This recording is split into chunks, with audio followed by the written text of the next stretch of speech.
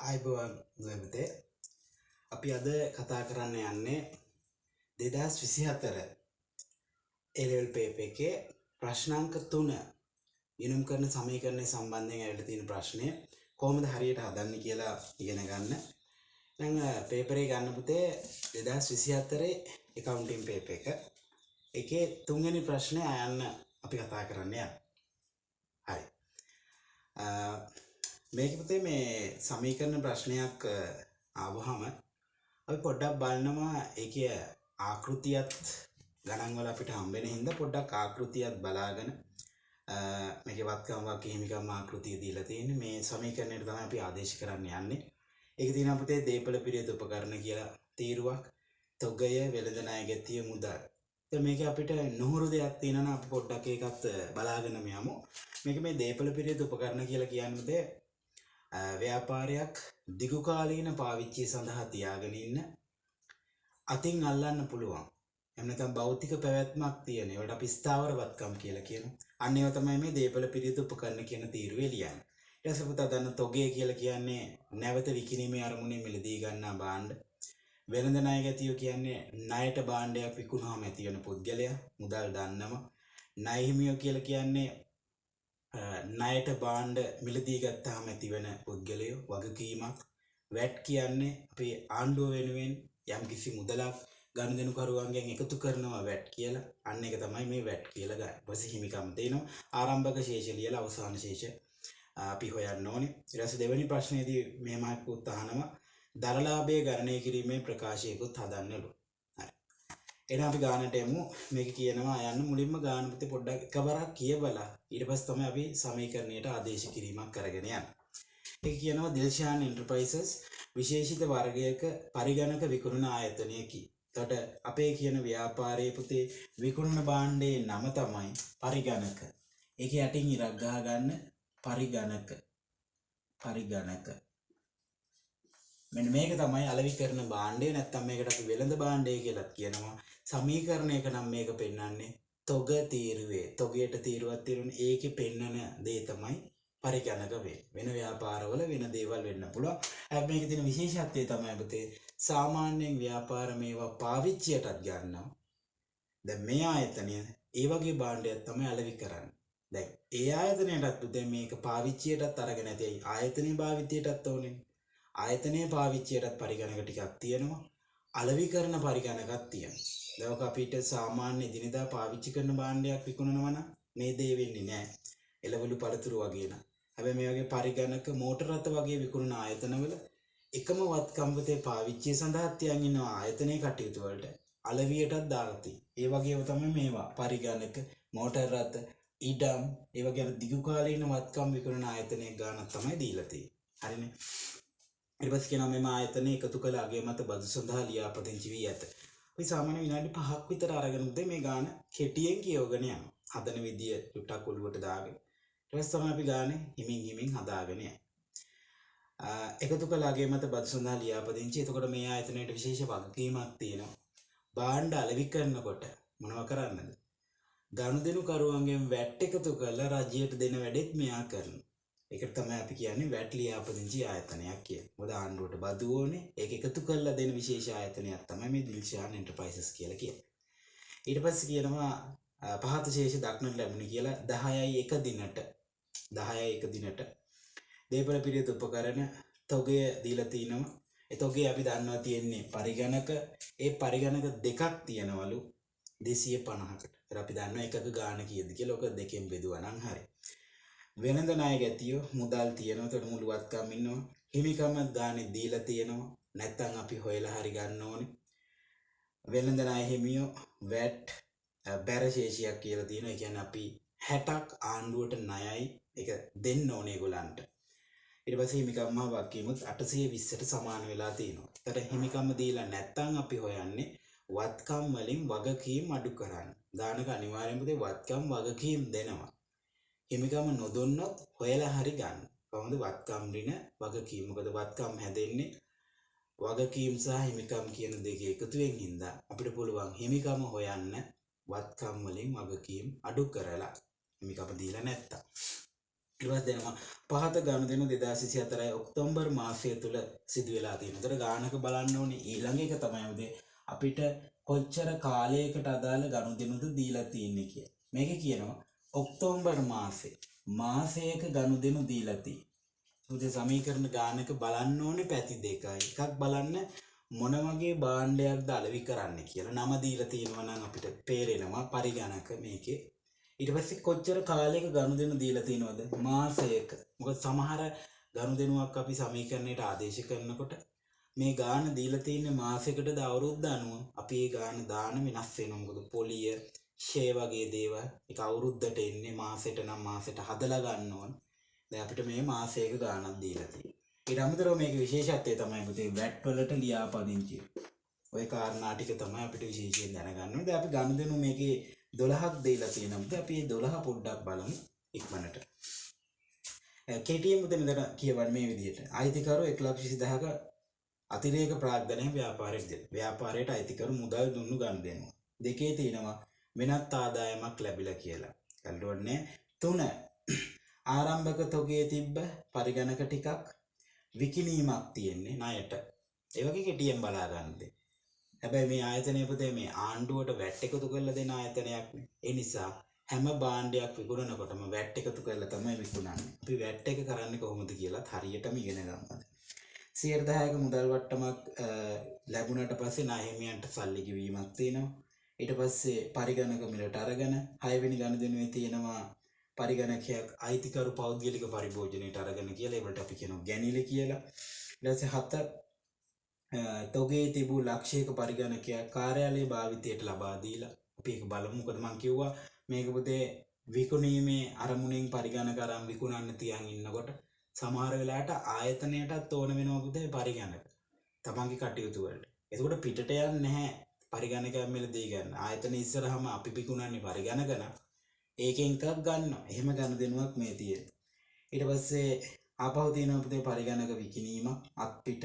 9 වෙනි ගනුදෙනුවේ තියෙනවා මෙහෙයුම් වියදම් ගෙවලලු. 10 වෙනි ගනුදෙනුවේ තියෙනවා ණයගැතියන්ගේ මුදල් ලැබීම. 11 වෙනි ගනුදෙනුවේ ආයි පරිගණක මිලට අරන් 12 වෙනි ගනුදෙනුවේ ශුද්ධ උපලබ්ධියගේට කපා හැරීමේ ගනුදෙනුවක් තියෙනවා. ඒතර සරල ගනුදෙනු 12ක් තියෙන්නේ. ඒතකොට ඒක තිබ්බා අපි දැක්කා අපිට විකුණන ගනුදෙනු, මිලට ගන්න ගනුදෙනු, ණයගැතියන්ගෙන් සල්ලි හම්බ වෙනවා, ණය හිමියන්ට මුදල් ගෙවනවා. විශේෂ ගනුදෙනු දෙක තුනකුත් තියෙනවා. එකක් තමයි ආයතනයේ පාවිච්චියට පරිගණකයක් ගන්නවර විකුණන්න තියෙන ඒවායින්. ඊට පස්සේ ශුද්ධ උපලබ්ධියගේට කපා හැරීම. සරල ගානක් තියෙන්නේ. එහෙනම් අපිට මේකේ ගානේ දීලා තියෙන ආකෘතිය පොඩ්ඩක් අඳගමු. මේකේ කොටස් දෙකකින් ප්‍රශ්නය තියෙන්නේ. පළවෙනි ප්‍රශ්නයේ තියෙන්නේ ගිණුම් කරන සමීකරණයට ගනුදෙනු ආදේශ කිරීම. දෙවෙනි ප්‍රශ්නයේ තියෙනවා දල ලාභය ගණනය කරන්නලු. අපි දැනගමු දල ලාභය හොයන්නේ විකුණුම් වලින් විකුණුම් පිරිවැය අඩු කරලා. ඒතර අපි දෙවෙනි ප්‍රශ්නයේ සඳහාත් විකුණුම් පිරිවැය ඕන හින්දා අපි මේ ගාන හදාගෙන යද්දිම ඒ ගනුදෙනු පුතේ මාක් කර ගන්නවා. ඒතර අපිට දෙවෙනි කොටස හදාන්න ලේසි. හරි. අපි ගාන ගැන සරල අවබෝධයක් ගත්තා. දැන් මේකේ ආකෘතිය අඳගන්න ඉක්මනට. ආකෘතිය 2024 accounting paper එකේ ආකෘතිය ගානේ දීලා තිනවා. මුලින්ම ශේෂය පෙන්වන්නලු. ප්‍රශ්න අංක 3 අයන්නේ අපි හදන්නේ එකට උත්තරේ ගිණුම් කරන සමීකරණය. අපේ ශේෂය මෙතන ලියලා පෙන්නමු. ශේෂය එහෙම නැත්නම් ගනුදෙනු අංකය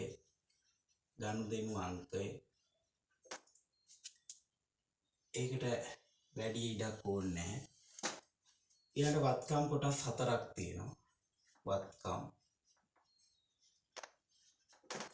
දීපල පිරියත උපකරණ වලටයි, තොගයටයි, වෙළඳ ණය ගැතියන්ටයි, මුදල් වලටයි. වගකීම් දෙකක් තියෙනවා. හිමිකම තියෙනවා. දීපල පිරියත උපකරණ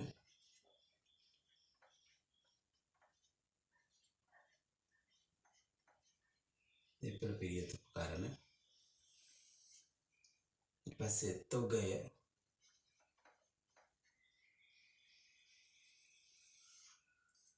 ඊළඟට වෙළඳ ණය ගැතියෝ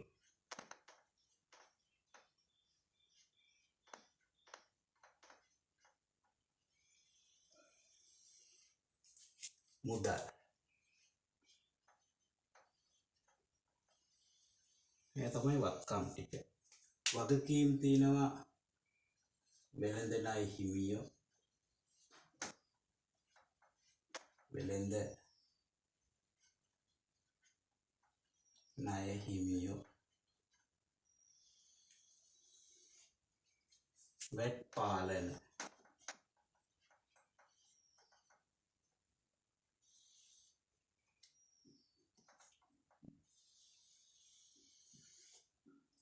අන්තිමට තියෙනවා හිමිකම්.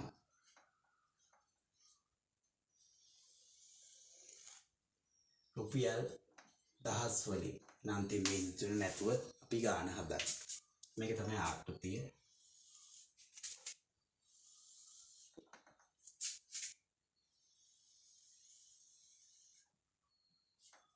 මාත් එක්කම හදන්න. එතකොට ඔයගලන්ට මේකේ හදන විදිය ඔක්කොම තේරෙයි. මොකද මේ වැට් දාලා ආපු පළවෙනි ගාන වගේ මේ ළඟ කාලෙකදී ගිණුම් කරන සමීකරණය ඊළඟ අවුරුදු වලත් මේ ගිණුම් කරන සමීකරණයට වැට් ආදේශ කරලා තියෙයි.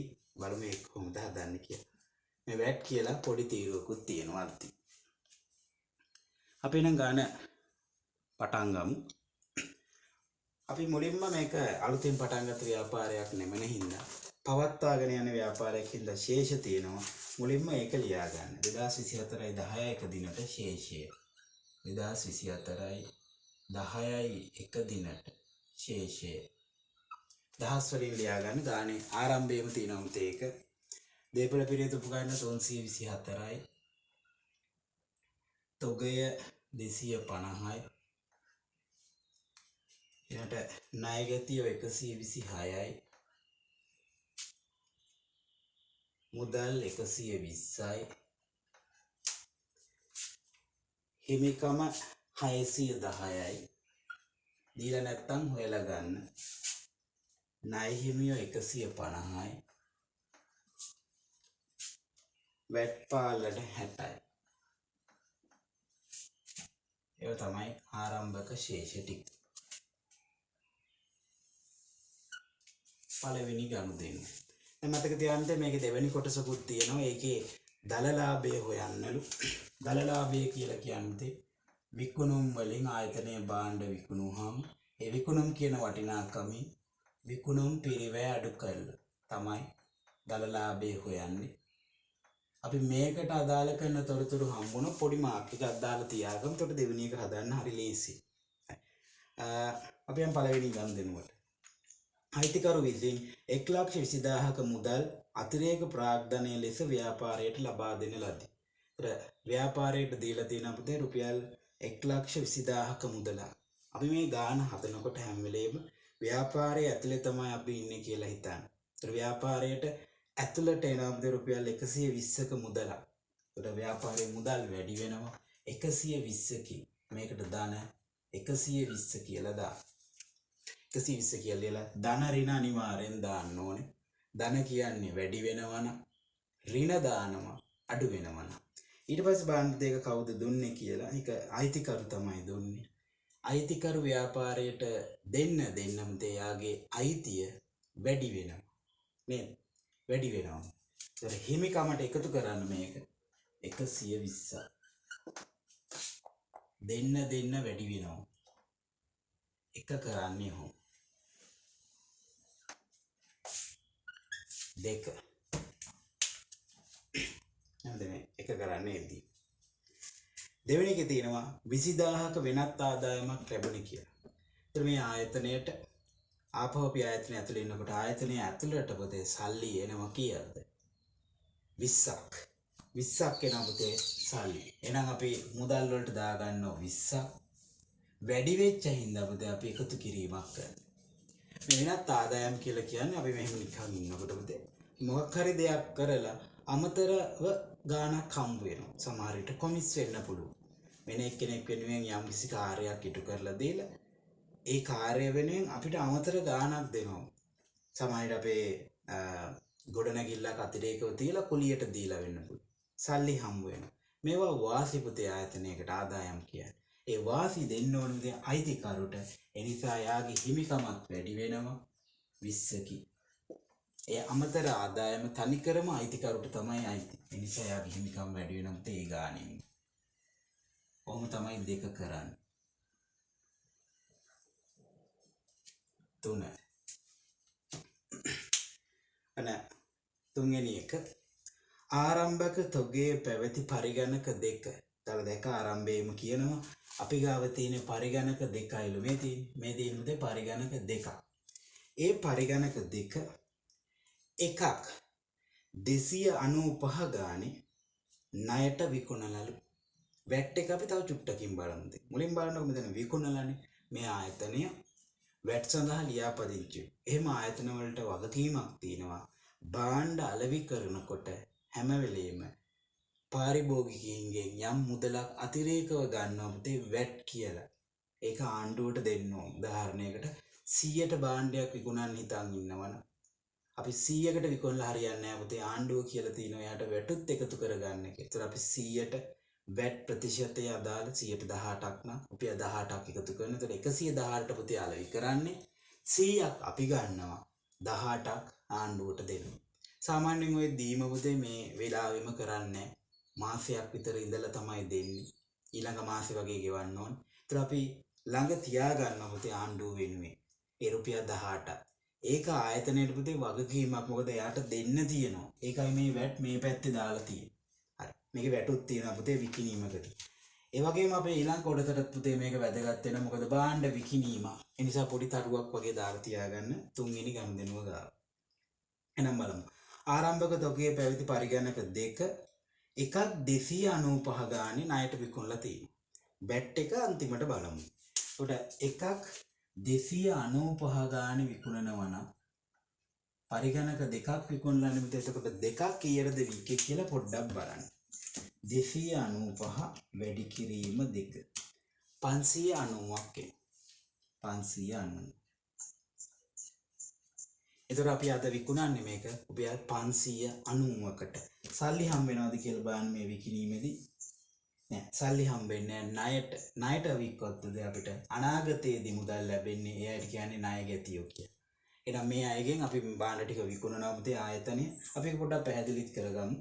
මෙන්න මම මෙතන ගන්න. මේ තියෙන පුතේ ආයතනය.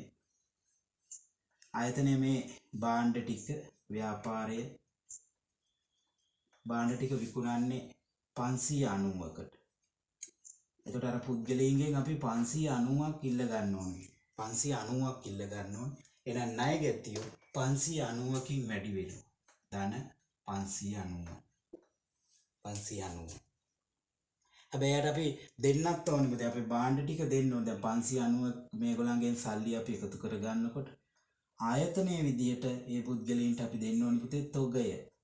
භාණ්ඩ විකිණීමකදී දෙන්න ඕනේනේ. ඒතර මේ දෙන්නේ පුතේ ආරම්භයේ පැවති පරිගණක දෙක. ආරම්භයේ තිබ්බ දෙක. බලන්න ගානෙත් කියනවා ආරම්භය අර ශේෂවල පරිගණක දෙකක් තියෙනවලු 250කට. මේ 250ක පරිගණකුත් අපි දෙන්න ඕනේ. 250ක පරිගණක දෙනවා. එහෙනම් ව්‍යාපාරයේ තොග එළියට යනවා 250ක්. තොග එළියට යනවා 250ක්.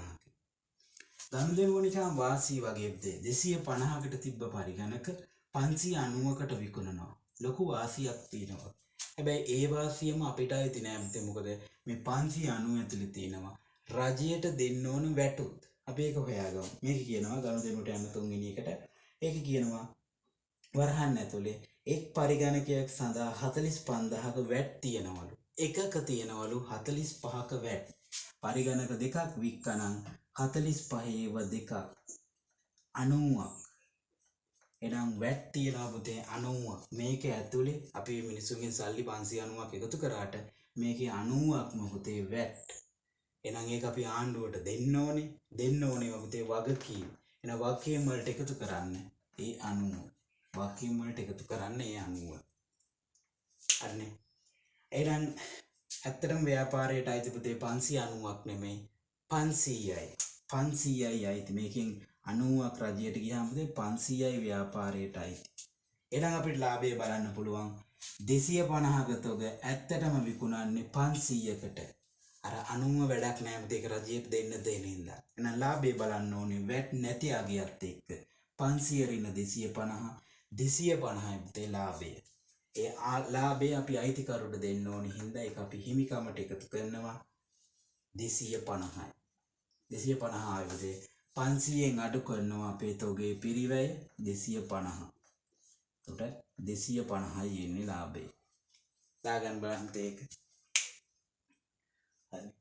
මේක තමයි ගනුදෙනුව අපිට පැහැදිලිම කරගන්න තියෙන එක. වැට් සහිතව භාණ්ඩ විකිණීමක් ලියන්න. මෙහෙම අපි අන්තිම වතාවට බලමු. ණයට වික්කොත් ඒක සම්පූර්ණ ගානම ණයගැතියන්ගෙන් එකතු කරගන්න ඕනේ. ණයගැතියන්ට එකතු කරන්න. තොග විකිණීමක් හින්දා තොගේ අඩු වෙනවා. මේ වෙනස ලාභය කියලා ගන්න එපා. මේකේ තියෙන වැට් ටික වගකීම් වලට දෙන්න. ඊට පස්සේ ඉතිරි වෙනවා 500යි. 500යි 250යි වෙනස 250 තමයි ආයතනයේ ලාභයේ විදිහට අපි ගන්න. වැට් නැති අගය. අපි යන් 4ට. 4 වෙනි ගනුදෙනුව. එක පොඩි මාක්කයක් දාලා තියාගෙන අපිට ඊළඟ කොටසටත් ඒක ඕන වෙනවා. 4 තියෙනවා 10%ක මුදල් වට්ටමක් ලැබීමෙන් පසුව ආරම්භක වෙළඳ ණය හිමියන්ට 1,35,000ක් ගෙවන ලද කියලා. ඊට බලන්න ආරම්භක ණය හිමියෝ කීයක් ඉන්නවද කියලා. 150ක් ඉන්නොත් ආරම්භක ණය හිමියෝ. ඒ අයට 10%ක වට්ටමකට යටත්ව නම් සල්ලි ගෙවන්නේ 150 වැඩි කිරීම 110යි. 15ක් ගෙවන්න ඕනේ නැහැ මතේ. ඒකට අපි ගෙවන්නේ 135යි. හරිනේ. 150ක ණය හිමියන්ට 15ක් ගෙවන්නේ වට්ටමක් හින්දා 135යි ගෙවන්නේ. අද මේ සිදුවීම වෙනවද? අද සල්ලි ගෙවනවා 135ක්. ආයතනයේ ණය හිමියන්ට 135ක් ගෙවන. ඒකට හතරවෙනි ගනුදෙනුවේදී මුදල් අඩු වෙනවා 135. ආයතනයෙන් එළියට 135ක් යන හින්දා. ඊළඟ මේකේ අනිත් පැත්ත තමයි දැන් අපි ණය හිමියන්ට මේ 135 දුන්නාට පස්සේ ණය හිමියෝ අඩු වෙනවා අපි සල්ලි ගෙවපු හින්දා 135කි. හැබැයි මේ ඉතිරි 15 ගෙවන්න ඕනෙත් නැහැ. ඒකට තමයි අපි මේ වට්ටම් කියලා කියන්නේ. මුදල් වට්ටමක් ලැබුණාට පස්සේ ඒ ගාන ආයි ගෙවන්නේ නැහැ එයාට. ඒ ගානෙනුත් ණය හිමියෝ අඩු වෙන්න ඕන. ඒ ණය හිමියෝ අඩු වෙන පුතේ පැති දෙකකින්. මේ බලන්න. ණය හිමියට අපි අතට දෙනවා පුතේ 135. ඒ ණය හිමියෝ අපේ ණය අඩු වෙන 135. 15ක් එයයි එපා කිව්වේ. එයානේ වට්ටම දුන්නේ අපිට. 15ක් ණය හිමියෝ නැවතත් අඩු වෙන්න ඕන. එකතුවක් විදියට පුතේ 150ක්ම අඩු වෙනවා. එහෙනම් ණය හිමියන්ගෙන් අඩු කරන්න 150. හරි. මෙතන බලන්න පොඩි වාසියක් වගේ. අපි මුදල් ගෙවන්නේ 135යි. හැබැයි ණය අඩු වෙනවා 150කින්ම. වාසියක්නේ. අද මුදල් 100ක් ගෙවුවාම ණය 150ක් අඩු වෙනකොට 50ක් වාසි. මෙතන නම් 15ක් වාසි. ඒක අයිතිකරුට දෙන්න ඕන. හිමිකමට එකතු කරන්න 15. ඒවට කියන්නේ අපි ලද වට්ටම් කිය. ලද වට්ටම්. 5. අනිත් ගණන් හතරක් හරි 5. මෙතන තියෙන පුතේ භාණ්ඩ මිලදී ගැනීම පස්වෙනි ගනුදෙනුවේ භාණ්ඩ මිලදී ගැනීමක්. එතන මේ විකුණුම් වලට අපිට මේ තුන්වෙනි ගනුදෙනුව තමයි ඕන උනේ පුතේ. අපිට තව ගනුදෙනුව ඕන වුණොත් ඒක ලියාගෙන තියාගන්න. නැත්නම් තරුවක් දාගන්න. එකක් 118ක් ගානේ පරිගණක 3ක් ණයට මිලදී අරගෙන වැටුත් තියෙනවා. හරි. අපි මේ කතාව පොඩ්ඩක් බලමු. මෙන්න ව්‍යාපාරයේ මේ ව්‍යාපාරයේ පුතේ පරිගණක මිලදී ගන්නවා 3ක්. එකක් 118 ගාන. එහෙනම් අපි 3ක් බලමු 118 ඒව 3ක් බලන්න. 118 ඒව 3ක්. පස්වෙනි ගනුදෙනුව. අපිට නම් 354. 354ක පරිගණක ආයතනය මිලදී ගන්න.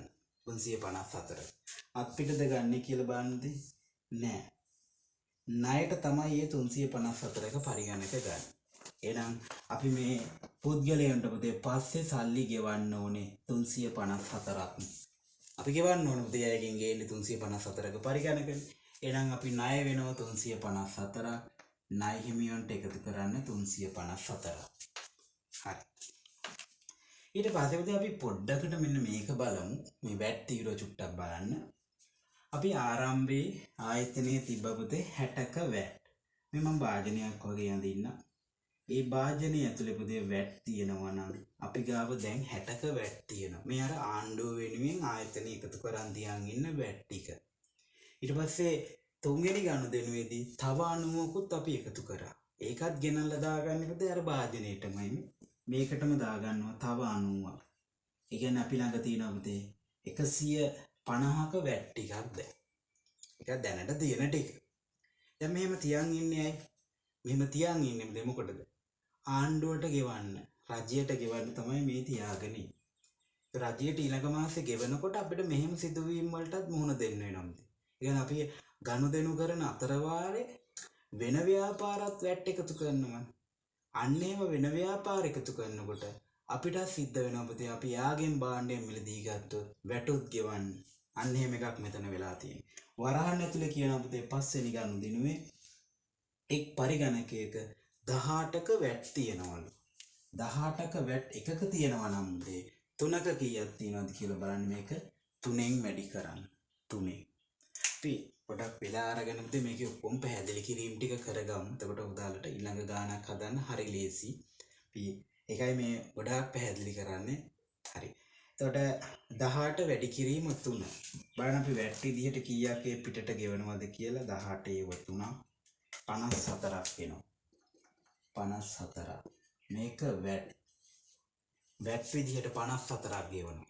දැන් එහෙම ගෙවන්න උනාම පුතේ දැන් අර මං කිව්ව භාජනයක භාජනී 150ක වැට් තියෙනවනේ අපි ගාව දැනටම. රජය වෙනුවෙන් අපි වැට් එකතු කරගෙන ඉන්නවා ඊළඟ මාසේ ගෙවන්න. හැබැයි ආදැම්බ දෙපාර්තමේන්තුව කියනවානේ වැට් ලියාපදිංචි වෙච්ච ව්‍යාපාරයක් පිට ව්‍යාපාර වලට වැට් ගෙවන්න ඕනේ නැහැ. හදිසිය හරි වැට් ගෙවන්න වුණොත් දැන් මේ අපිට වෙලා තියෙන්නේ අර භාජනෙන් අරන් ගෙවන්න කියලා කියනවා.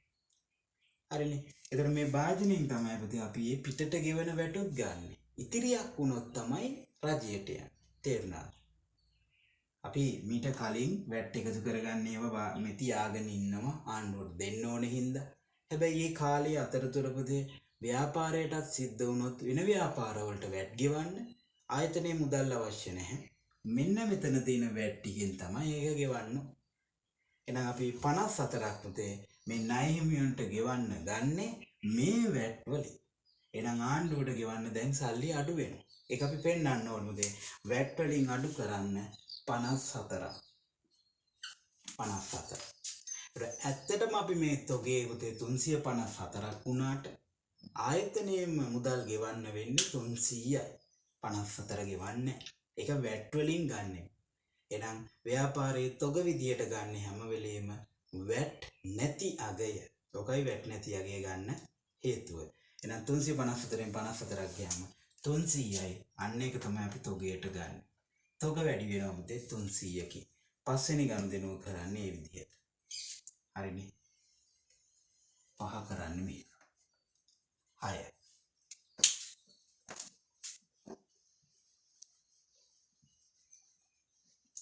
හයවෙනි ගනුදෙනුවේ තියෙනවා තොගේ තිබූ ලක්ෂයක පරිගණකයක් අයිතිකරු පෞද්ගලික පරිභෝජනයට ගෙනහිල්ලා 100ක පරිගණක. එහෙනම් පරිගණක ව්‍යාපාරයෙන් එළියට යනවා තොග අඩු වෙනවා මුතේ 100ක්. මේක ගෙනියන්නේ අයිතිකරු නම් එයාගේ අයිතියත් අඩු වෙනවා මුතේ 100කින්.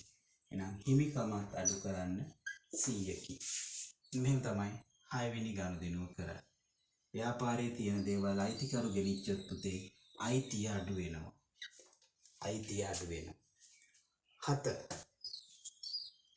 තොගේ තිබූ පිරිවැය 100ක් වූ පරිගණකයක් කාර්යාලයේ භාවිතය සඳහා ලබා දෙන ලද. 7. 7 කියන්නේ මෙහෙම එකක්. අපි හිතමු ව්‍යාපාරයේ තට්ටු දෙකක් තියෙනවා කියලා. තට්ටු දෙකක්. මේක තමයි ව්‍යාපාරේ. යට තට්ටුවේ තියෙනවා අලෙවි කරන්න තියන් ඉන්න පරිගණක. මේ තියෙන්නේ මේක මේ උඩ තට්ටුවේ ආයතනයේ සාමාන්‍ය පරිපාලන කටයුතු වෙන තැන. ආයතනයට අවශ්‍යතාවයක් වෙනවා මේ පරිපාලන කටයුතු කරගෙන යනකොට පවත්වාගෙන යනකොට පරිගණකය. ඒ වගේ වෙලාවකට මේ ආයතනයේ වෙන ව්‍යාපාරවලට ගිහිල්ලා පරිගණක අරන් එන්න ඕනේ. නෑ. ආයතනයේ යට තට්ටුවේම පරිගණක විකුණනවා. ඒ වගේ වෙලාවක අපි පල්ලෙහැයින් පරිගණකයක් ගන්නවා. මේකෙන් උඩ තට්ටුවට පරිගණකයක් ගන්නවා. විකිණීමක් නෙමෙයි. ආයතනයේ පාවිච්චියට ගන්න. එහෙම ගනුදෙනුවක් තමයි මේ 7. ඒකට ව්‍යාපාරේ විකුණන්න දෙන පරිගණක අඩු වෙනවා 100කින්. විකුණන්න තියෙන පරිගණක පුතේ අඩු වෙනවා 100කින්. ඒ පරිගණක ටික පාවිච්චියට තමයි එන්නේ. උඩට එන්නේ. එළියට යන්නේ නැහැ. එහෙනම් පාවිච්චි කරන දේවල් ගන්න දීපල පිළියෙත උපකරණ වලට. අන්න එතනට එකතු කරන්න 100. අර නැති වෙන 100 පුතේ උඩ තට්ටුවට එන්නේ. කොහොම තමයි පාවිච්චියට ව්‍යාපාරයේ වත්කමක් ගත්තොත් ලිය. හරිනේ. හරි. අපි යන් 8ට. 8 වෙනි ගනුදෙනුවේ කියනවා පරිගණකයක් 177කට එක පරිගණකයක් අත්පිට විකුණනලු. මේ පරිගණකවල පිරිවැය 100යි වැට් තියනවලු 27ක්. අන්න දැන් අපි වැට් ගැන කතා කරා. විකිණීමක් උදේ නිසා 8 වෙනි ගනුදෙනුවත් අපිට දරලාභය හොයන්න ඕන වෙනවා. ඒ දෙවෙනි කොටසේ දරලාභය හනවන. එහෙනම් මේ එකත් ලියමු. 177කට අත්පිට වික්කොත් උදේ ආයතනයේ සල්ලි හම්බ වෙනවා 177ක්ම. මුදල් වැඩි වෙනවා 177ක්. මුදල් වැඩි වෙනවා 177ක්. ඊට පස්සේ ආයතනයේ පරිගණක අඩු වෙනවද? දැන් පරිගණක විකුණලානේ 100ක පිරිවැය වෙච්ච පරිගණක වික්කොත් 100ක් පරිගණක අඩු වෙනවා. තොගේ අඩු වෙනවා උතේ 100ක්. 100කේව 177ට වික්කාම 77ක් ලාභයි වගේ වුණාට පුතේ මේක ඇතුලේ වැට් තියෙනවා. එහෙනම් 177 ඇතුලේ වැට් තියෙනවා. දැන් අපි එකතු කරගත්තාට 27ක්. එහෙනම් මේකෙන් ගලවලා පුතේ 27ක් යවන්න ඕනේ අර මං කිව්ව භාජනයේට. එහෙම හිතන්නේ તો ලේසි. 27ක් ආණ්ඩුවට දෙන්න කියලා අපි වෙනම අයින් කරගන්න. ඒක දෙන්න ඕන එක වගකීමක් විදියට පුතේ හඳුනාගන්නේ. වගකීම් වැඩි වෙනවා 27කින්. වගකීම් වැඩි වෙනවා 27කින්. හරිනේ. එහෙනම් ව්‍යාපාරයටම අයිති වෙන්නේ 177න් 27ක් ගියාම බිඳුවයි අතෙන් දෙයක් ගියාම 5යි 150යි. 150ට තමයි ඇත්තටම 100ක භාණ්ඩ විකුණලා තියෙන්නේ. ලාභය කීයද? 50යි. 50 තමයි අපි හිමිකමට එකතු කරන්නේ. වැට් නැති අගයත් එක්ක හැම වෙලේම ලාභය හොයන්නේ. ඒක අයිතිකරුට දෙන්න. තව ගනුදෙනු 4යි තියෙන්නේ. 9. 9 වෙනි එකේ කියනවා මෙහෙම එකක්. 80ක මෙහෙයුම් වියදම් ගෙවන ලදී. ලේසි ඒක. ව්‍යාපාරයේ මුදල් අඩු වෙනවා 80කින්. මුදල් ඍණ 80යි. මෙහෙයුම් වියදමක් ගෙවලා තින්නේ. වියදම් කියන්නේ ව්‍යාපාරයේ හිමිකරු දරන්න ඕන එක අවාසියක්. මොකද ලාභයට දෙනවා නම් වියදමුත් එයා දරන්න ඕනේ. ඒ නිසා හිමිකම අඩු වෙනවා පුතේ 80කින්. වියදම් අයිතිකරු දරන්නේ 9. 10. 10 වෙනි එක බලන්න. 10 කියනවා 6000ක මුදල් වට්ටමක් ලබා දීමෙන් පස්සේ මුදල් වට්ටමක් දෙනවා කියලා කියන්නේ මේ සල්ලි දෙනව නෙමෙයි. හම්බෙන්න තියෙන මුදලක් එපා කියනවා. 6000ක් එපාලු. පසුව 120ක් ආරම්භක වෙළඳ ණය ගැතියන්ගෙන් ලැබුණේ. අපි යමු ආරම්භක වෙළඳ ණය ගැතිය හොයාගෙන මේ ඉන්නේ 126ක් ඉන්නවා පුතේ ණය ගැතියෝ. ණය ගැතියෝ ඉන්නවා 126ක්. ණය ගැතියෝ 126ක්ම ආයතනයට දෙන්න ඕනේ. හැබැයි මේක කියනවා 6ක වට්ටමක් ලබා දීමෙන් පස්සේ 6ක වට්ටමක් ලබා දුන්නොත් පුතේ 120යි අපිට හම්බ වෙන්නේ. 120යි හම්බ වෙන්නේ. ආයි 6 ඉල්ලන්නත් බෑ. වාසිද අවාසිද 6ක්.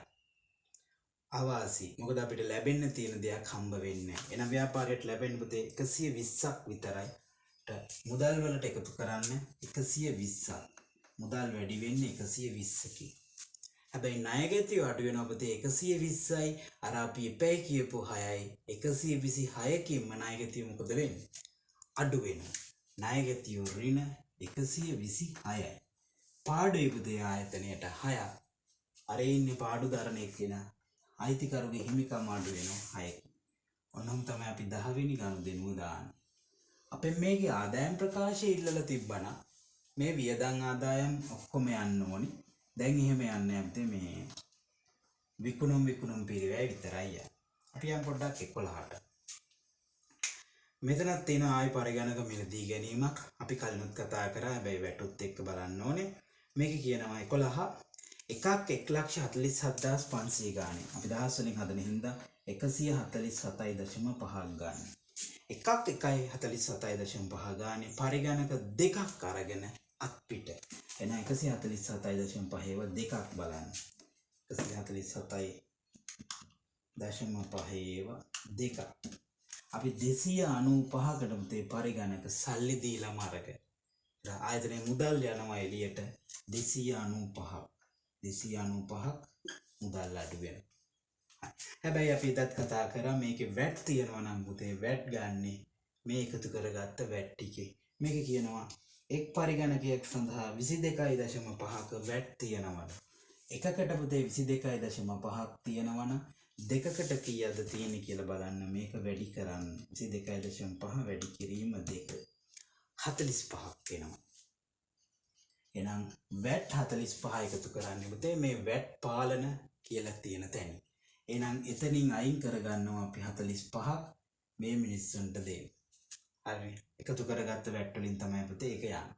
එහෙනම් ඇත්තටම ආයතනයේ පුතේ තොගේ විදියට ගන්න ඕනේ. ආයතනයේ 295න් 45 අයින් කරන්නේ. 295 ඍණ 45. අපිට 250යි එන්නේ ව්‍යාපාරයේ වත්කමක් විදියට. මොකද වැට් කියන එක අපි මෙතනින් අයින් කරගත්තේ. ඒ නිසා වැට් නැති ගාන 250 තමයි ආයතනයේ තොග විදියට අපි හඳුනාගන්නේ. මම තමයි 11 වෙනි ගනුදෙනුව කරා. 11 අන්තිම එක 12 බලන්න 12 වෙනි ගනුදෙනුව. ඒකේ කියනවා 2024-10-31 දිනට අවසන් තොගය එහි ශුද්ධ උපලබ්ධිය අගය වූ 200කට මිනුම් කරන ලදිලු.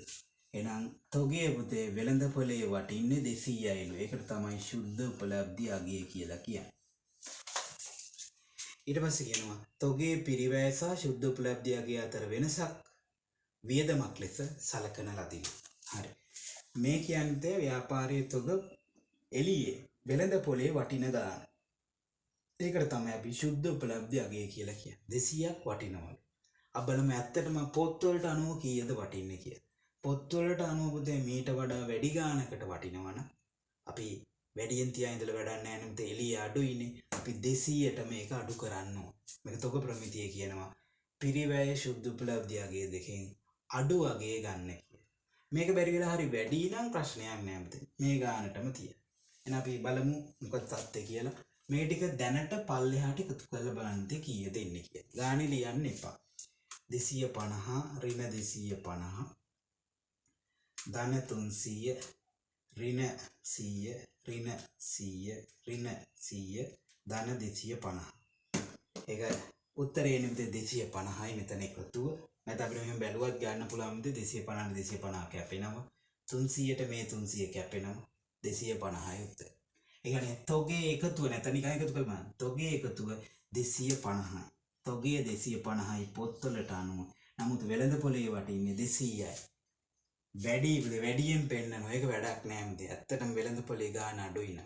ආරක්ෂණ සංකල්පයට එහෙම අනුව අපි පිරිවැය වැඩි නම් පුතේ අඩු වගේට කපා හරින්න ඕන. 50කින් කපලා දාන්න. ඒ කියන්නේ අයින් වෙනවා.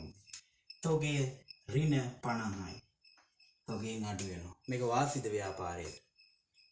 අවාසි. අවාසි අයිතිකරු දරන්න ඕනේ. හිමිකමිනුත් අඩු කරන්න 50. එච්චරයි. එහෙනම් මේක අපි අවසන් කරමු ගාන. මේකේ තියෙනවා අන්තිමටම 2024-10-31 දිනට ශේෂ පෙන්වන්නලු. එහෙනම් මේක එකතු කරලා පෙන්නනවා. 2024-10-31 දිනට ශේෂය. ඒක පෙන්වන්න දෙ මේක එකතු කරන්න ඕනේ පල්ලෙහාට. ඉක්මනට අපි එකතු ටික ගමු. 324යි 424යි.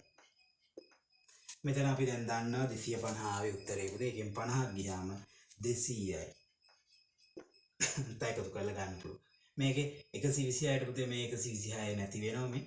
එහෙනම් 590 එතන එකතු. අපිට එකතු ඒ වගේ කෙටියෙන් ගන්න පුළුවන්. මේක නම් එකතු කරලා ගන්න වෙයි. බලමු. 120 ධන 120 ධන 20 ඍණ 135 ධන 177 ඍණ 80 ධන 120 ඍණ 295. එතකොට එතන එනවා 47ක්. මේ එකතුවට වැඩි වෙලා ගන්න නැහැ අපි. වණ්ඩ එකතු කරන්නේ. මෙතන 150 කැපෙනවා. එතකොට එන්නේ 354යි. ඊට පස්සේ වැට් 60යි 90යි ඍණ 54යි ධන 27යි ඍණ 45යි. එතන එනවා පුතේ 78. හිමිකම ගන්න 610යි 120යි 20යි 250යි 15යි ඍණ 100යි ධන 50යි ඍණ 80යි ඍණ 6යි ඍණ 50යි. අපිට එතන එනවා පුතේ 829යි. මේවා තමයි අවසාන එකතුන් ටික විදිහට අපි ගන්න.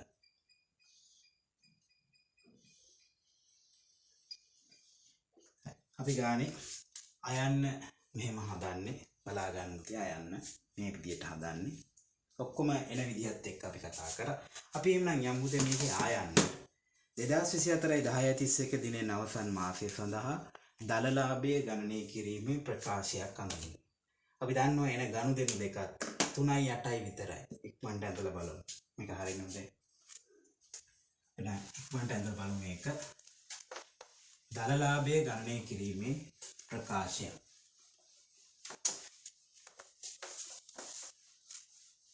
දහස් වලින් හදාගන්න.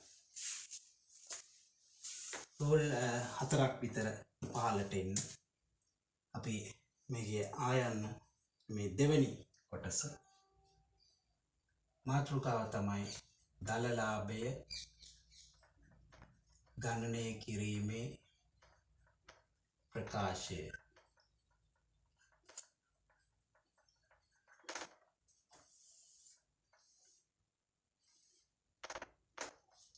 දලලාභයන්නේ විකුණුම් ඍණ විකුණුම් පිරිවැය. එහෙනම් විකුණුම් මගිය මෙතනට ගමු. විකුණුම් එකෙන් අඩු කරන්න විකුණුම් පිරිවැය. විකුණුම් පිරිවැය. එතකොට අපිට උත්තරේ විදිහට එනවා දල ලාභය. එන්න මේක තමයි ඉල්ලන්නේ. හරි. ගාන යමු 3/8ට. තුන්වෙනි ගනුදෙනුවේ තිබ්බා. ආරම්භයේ තිබ්බ පරිගණක දෙක පුතේ 295 ගානේ වික්කා. එතකොට 295 ගානේ පුතේ දෙකක් වික්කානේ. එතකොට අපි කීයකවද පුතාකව සමීකරණ ගානක් තියෙන හින්දා ඒකෙන් බලන්න පුළුවන්. 295 වැඩි කිරීම 2 590යි. 295 වැඩි කිරීම 2 590යි. මේක නෙමෙයි පුතේ විකුණුම් කියලා ගන්න ඕනේ. 590ට වික්කට මේක ඇතුලේ වැට් තිබ්බා පුතේ 45 ඒවා දෙකක්. ඇයි එක පරිගණකයක 45ක වැට් තිබ්බන්නේ දෙකේ 90ක වැට් තියෙනවා. එහෙනම් ව්‍යාපාරයට අයිති පුතේ 590න් 500ක් විතර. මෙන්න මේක විතරයි අපි විකුණුම් කියලා ගන්න ඕනේ. අපි ලාභය හොයද්දිත් ගත්තේ 500නේ. එහෙනම් විකුණුම් ගාව වරහනක් දාලා ලියා ගන්න පුතේ 500යි. විකුණුම් වටිනාකම. ඒකේ පිරිවැය තියෙනවා පුතේ පිරිවැය ආරම්භයේ පැවති පරිගණක දෙක නෙවික්කේ. ඒකට ආරම්භයේ පරිගණක දෙකේ පිරිවැය 250යි. එහෙනම් විකුණුම් පිරිවැයට ගන්නවා ඒවැය පිරිවැය 250යි. එතන තුන්වෙනි ගනුදෙනුව ගාව නෑ. ඒක ආරම්භයේ ගුවම අපි උඩට ගිහිල්ලා බලනවා. ශේෂය 250යි. හරිනේ. අපි යනවා 8 වෙනි ගනුදෙනුව. එතනක් තියෙනවා පරිගණකයක් 177කට අත්පිට විකුණලා කියලා 8 වෙනි ගනුදෙනුවේ. 177කට අත්පිට විකුණලලු. හැබැයි මේකේ 27ක් තියෙන්නේ වැට් පුතේ. එහෙනම් අපි වැට් නැති යගේ තමයි විකුණුම් කියලා ගන්නෙ 150යි. 150යි. ඒ භාණ්ඩවල පිරිවැය කියනොත් 100යි කියලා. පිරිවැයට 100 එකතු කරා. බලන්න මේ ටික තේරෙනවද කියලා. මුලින්ම ගන්න ඕනේ පුතේ විකුණුම් ටික 500. ඒකට තියෙන පිරිවැය ගන්න 250යි. 8 වෙනි ගනුදෙනුවේ 177ක් වුණාට වැට් අයින් කරාම 150යි. ඒකේ පිරිවැය 100යි. අන්නේ විදිහට තමයි අපි විකුණුම් සහ විකුණුම් පිරිවැය හොයාගන්නේ. දැන් මේව සුළු කරලා අවසාන උත්තර ගන්න.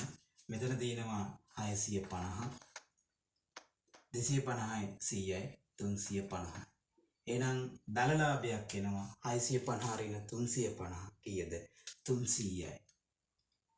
බිඳුවයි පහෙන් භාග කියම් බිඳුවයි 3යි 300යි. රුපියල් 1000 වලින් ගාන හදලා පෙන්නන. එහෙනම් දලලාභය 300යි. ඔය විදිහට තමයි මේකේ ආයන්න සහ ආයන්න නැත්නම් 1 සහ 2 කරන්නේ ලකුණු 30ක් තියෙනවා. 30ම ගන්න විදිහ හොඳට කියලා දුන්නා. විශේෂයෙන්ම මේ ගානේ තිබ්බ වැට් ටික හොඳට බලා ගන්න. මොකද මේ ඊළඟ අවුරුද්දේ වැට් සම්බන්ධයෙන් ගානක් එන්න පුළුවන් ඒ ලෙවල් පේපර් එකට සමීකරණ ගානත් එක්ක. එහෙනම් අපි මේ වගේම අනිත් ප්‍රශ්න ටිකත් ඔක්කොම කතා කරන්න ඕනේ. ගිය අවුරුදු ඔක්කොම වගේ අපි කතා කරලා තියෙන හින්දා අපිට අපි මේ පේපර් ඉස්සරහ ටික ඔක්කොම කතා කරලා බලමු ලකුණු උපරිමයේ ගන්න. අපි ඊළඟ වීඩියෝ එකකිනුත් හම්බෙමුද? එතකන් ඔයගොල්ලන් හැමෝටම සුබ දවසක්.